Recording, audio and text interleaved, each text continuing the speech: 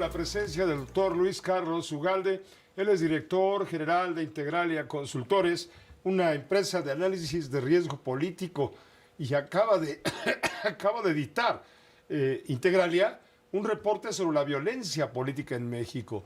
En resumen, ¿qué contiene esta información? Porque estamos muy preocupados. Ve lo que está ocurriendo en Jalisco, desde luego, pero en Veracruz, donde están matando a los candidatos.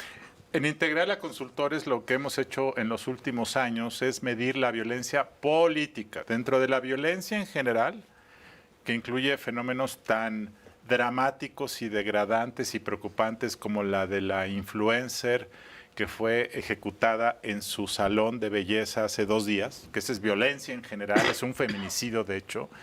Frente a las ejecuciones que todos los días pasan, hay una categoría de violencia política que es aquella que se ejerce por el crimen organizado con el propósito de mantener el control territorial de sus operaciones. Entonces, el crimen organizado se involucra en las elecciones, nomina candidatos, mata candidatos, fondea candidatos, para poder tener el control de, sobre todo, gobiernos municipales, porque ahí es donde permite tener operación, trasiego de drogas, control de la policía. Incluso el crimen organizado ya cobra derecho de piso en algunos gobiernos municipales. Bueno, esta violencia política lo que busca es amedrentar para mantener el control político territorial en el país. Esa es la que medimos en Integralia Consultores. Y este reporte que salió y que, por cierto, lo puede consultar la gente en el portal, en la página de Integralia Consultores, lo que dice es que entre enero y marzo de este año hubo 104 eventos de violencia política. La violencia política se lleva a cabo cuando matas a alguien, como ocurrió en Veracruz el domingo pasado en la noche, una candidata que fue ejecutada por secuestros, por levantamientos, por amenazas, es decir, es toda una serie de cosas. Entonces hubo 104. En el estado de Veracruz es uno de los 3 estados con más violencia política en México. Solo Veracruz lleva en este año 31 eventos de violencia política, entre ellos muchos asesinatos. Entonces, cada vez que hay elecciones, sobre todo cada vez que hay elecciones, se desata esto porque los grupos del crimen están queriendo influir y para influir amedrentan, cometen violencia. Eso es lo que estamos viendo, un fenómeno creciente.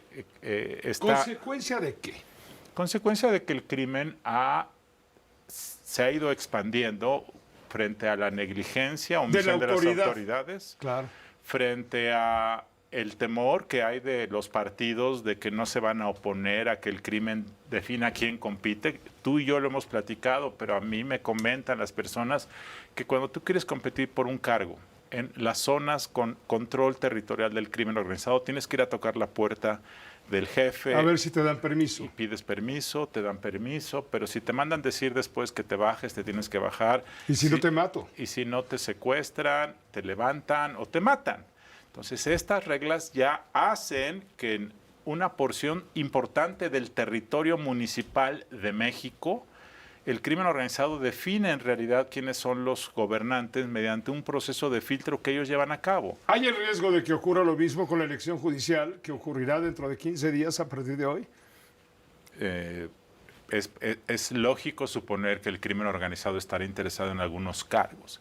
De los 881 cargos que se van a competir en 2 semanas y media, no todos son de interés para el crimen organizado, pero seguramente algunos jueces penales lo son porque esos definen casos de extradición, definen prisión preventiva. Seguramente en algunos casos de jueces administrativos será importante porque el crimen se está metiendo ya a temas de licitaciones, de obra pública, y muchos de estos jueces definen estas cosas. Es decir, hay un puñado de casos que estarán interesados.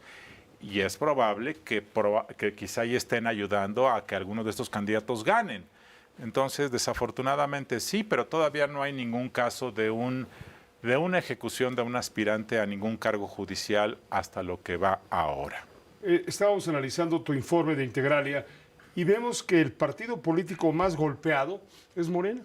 Sí, es el partido político más golpeado por 2 razones. Primero, el partido en el poder es el partido más apetitoso. Es decir, si yo soy un criminal que quiere controlar territorialmente, me acerco con los candidatos que pueden ganar. Y el partido más fuerte en este momento es Morena. Entonces es lógico que se acerque con Morena igual que hace 20 años se acercaban con el PRI o con el PAN.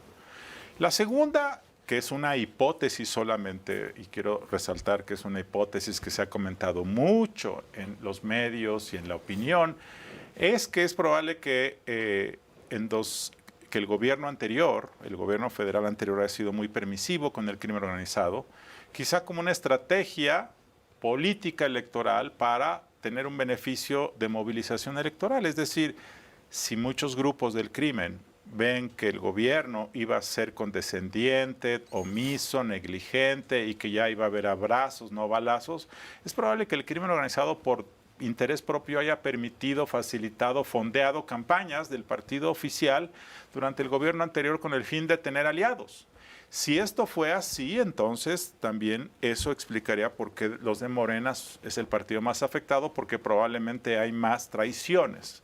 Lo que ha ocurrido en los últimos días del tema de visas, del caso de Baja California y de listas que han circulado de presuntos gobernadores de Morena que van a ser castigados con esto, nos está hablando, Pepe, probablemente de un esquema en donde el crimen ha aprovechado la negligencia del Estado mexicano para meterse más dentro del poder político. Lo ha hecho en los últimos 30 años, pero quizá más. Y por lo tanto es muy probable, es intuitivo decir que quizá hoy, más que hace 10 años, hay una mucho mayor fusión entre el poder político y el poder criminal. Luis Carlos Ugalde, muchas gracias por acompañarnos, como siempre, con este análisis. Viene la elección judicial, un megatema. Ojalá la semana que entra la semana estaremos siguiente ya. Hay que platicar si vale la pena votar o no votar. Exacto. Y los que quieran ir a votar, algunos tips de cómo hacerlo, porque es prácticamente imposible tener un voto informado cuando tienes que votar, en el caso federal, por 37 cargos de entre 250 candidatos. Es imposible. Entonces hay que tener alguna guía de cómo hacerle. Podemos platicar de eso el próximo jueves. Bienvenida a tu conversación siempre. Gracias, Pepe. Gracias, buenas noches. El doctor Luis Carlos Ugalde, director general de Integralia Consultores. Nos permite